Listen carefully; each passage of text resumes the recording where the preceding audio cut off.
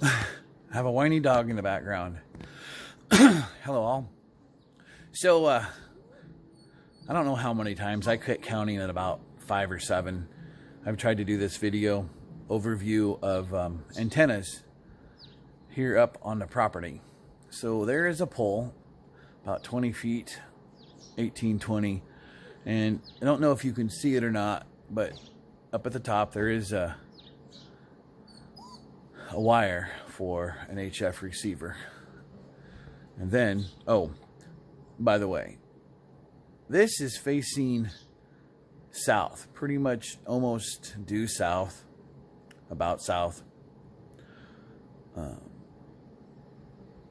So then, as I span to the left, that would be towards the southeast, obviously. There's the 5/8 wave super penetrator, 1970s, early 80s model, and it is set. It's got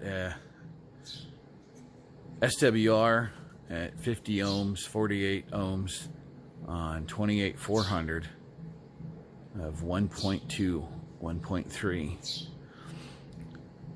Now we move a little bit more to the east, and there is a 10-meter dipole.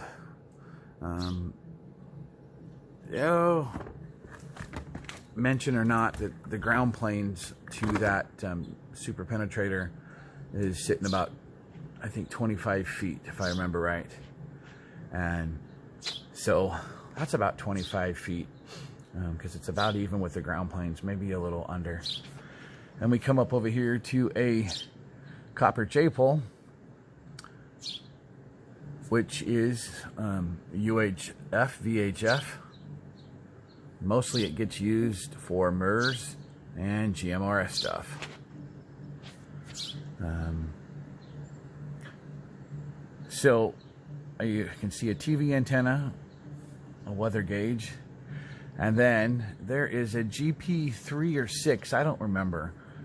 That's the one my dad's using in his room, and that sucker is about 30, ground planes are about 35, 40 feet.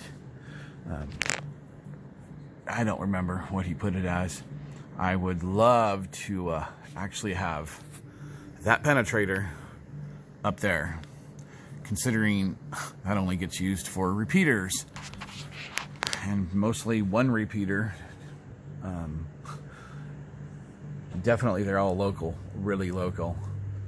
The only time that antenna with his radio has transmitted to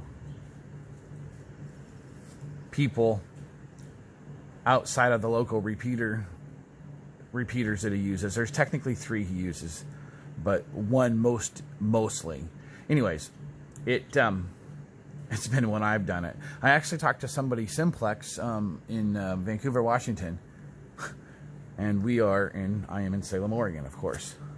So now, and if you've seen me as I was coming down off the block I was on, there is a Titan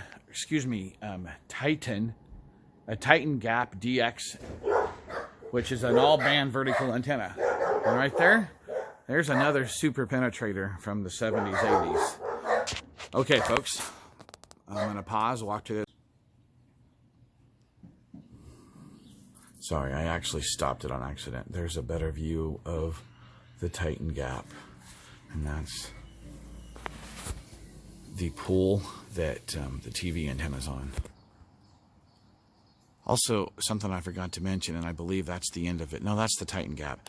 The 22-foot long VHF commercial antenna I have is up there on that roof also.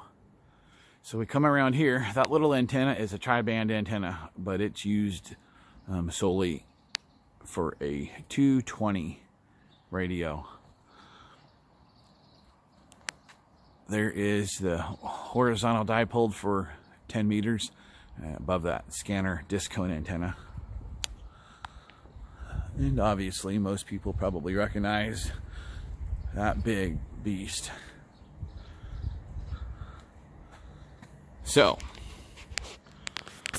on top of that car that's not in driving mode right now. There is, can't see it,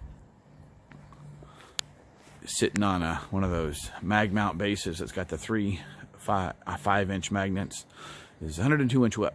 That's what my son, Upbeat 88 is using on that sideband radio he was given. And actually, yesterday he's already talked to Utah, so it's working fine. Back to the front. A little antenna that looks like it's underneath the TV antenna is hooked up to, it's tuned in better for 2-meter sideband. All right, folks. Well, I think I finally done it. I'm going to go through this. That's facing west. And I think I've covered it all. All right. Have a wonderful day. Oh, actually, last thing, in case you noticed, I don't know if you can see it, but at that window right there, that there is a 10-foot section of copper pipe.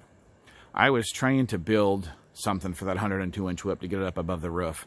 And with what I have around here and what I was able to put together, nothing seemed to be